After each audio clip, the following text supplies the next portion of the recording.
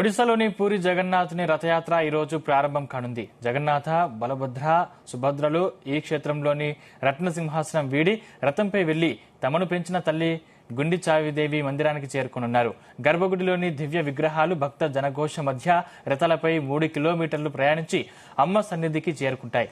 ఈ రథయాత్రలో రాష్ట్రపతి ద్రౌపది ముర్ము పాల్గొనున్నారు.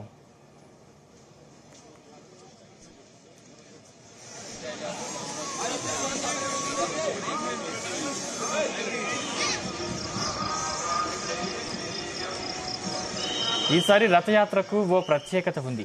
1971 తర్వాత ఒకే రోజు జగన్నాథుని నవయౌవన దర్శనం, నేత్రోత్సవం, రథయాత్ర నిర్వహించనున్నారు. 3 వేడుకలు ఒకే రోజు ఉండడం వల్ల జగన్నాథుని నందిఘోష్, బలభద్రుని తాళధ్వజ, సుభద్ర దర్పదలన్ రథాలు నేటి సాయంత్రానికి అమ్మ ఆలయానికి చేరుకునే పరిస్థితి లేదు. కనుక స్వామి సేవలు పూర్తయ్యే వరకు రథాలను మార్గమధ్యలో నిలిపివేస్తారు. మళ్లీ సోమవారం భక్తులు రథాలను లాగుతారు. 2 రోజుల రథయాత్రలో దాదాపు 15 లక్షల మంది భక్తులు పాల్గొంటారని అంచనా.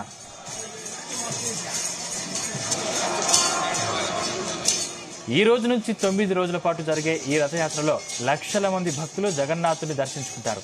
ఈ ఏడాది యాత్ర జరిగే క్రతువు 2 రోజుల పాటు జరగనున్న నేపథ్యంలో ఒడిశా ప్రభుత్వం జూలై 7, 8 తేదీల్లో సెలవులు ప్రకటించింది.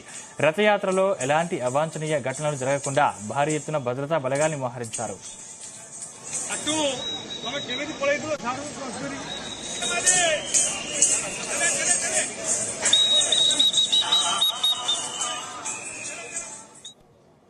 Rath Yatra is really good because like lot of devotees want to take darshan of Lord Jagannath, and it is very nice so that you could have the darshan of Jagannath, and also like the crowd here is too much, so it's better for each and everyone to take the pleasure and relaxed they can be.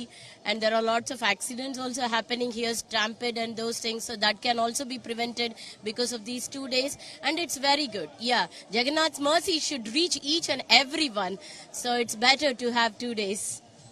Hare Krishna, dear devotees, dear Jagannath Puri Mandir and Jagannath Puri people. This now start incredible celebrate Rath Yatra. This celebrate for all world, for all soul and for all people. This celebrate make mind, clean soul, clean body. This incredible Rath Yatra.